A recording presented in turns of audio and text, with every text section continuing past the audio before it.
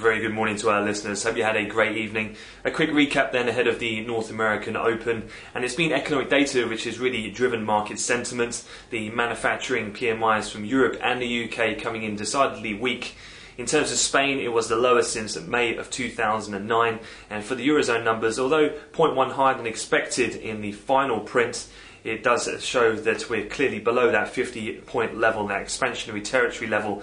And as such, we have seen a bit of a rewinding in the 10-year government bond yield spreads, particularly that once again of Spain and Italy. And fixed income futures, Bunds continue to climb. We have seen continued record lows in the yields in both the German 10-year, the UK gilt, and also the US 10-year, all trading around record low levels in the yields.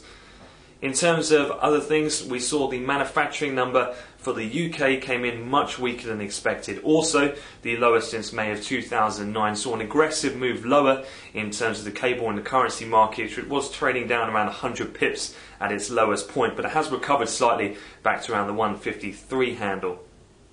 Taking a look in terms of what's to come then, in terms of the rest of the session.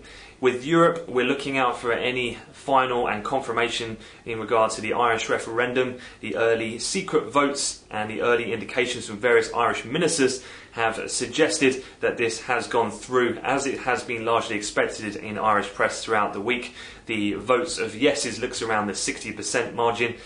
And in terms of the latest polls out of Greece, still continue to be somewhat mixed, some suggesting the far-left Syriza party in front by as much as 31.5% of the portion of the votes, but others still have New Democracy ahead.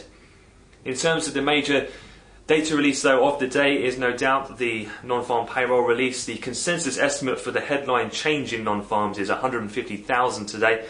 But given some of the generally weaker macroeconomic data from the US, if anything, there is risk of a downside number. In terms of the unemployment rate, the mean estimate is for that to remain unchanged at 8.1%. That data due at 1:30 London time, so we'll keep you updated with that. But that's pretty much it for me for the moment, so I wish you all a great trading day and enjoy your weekends.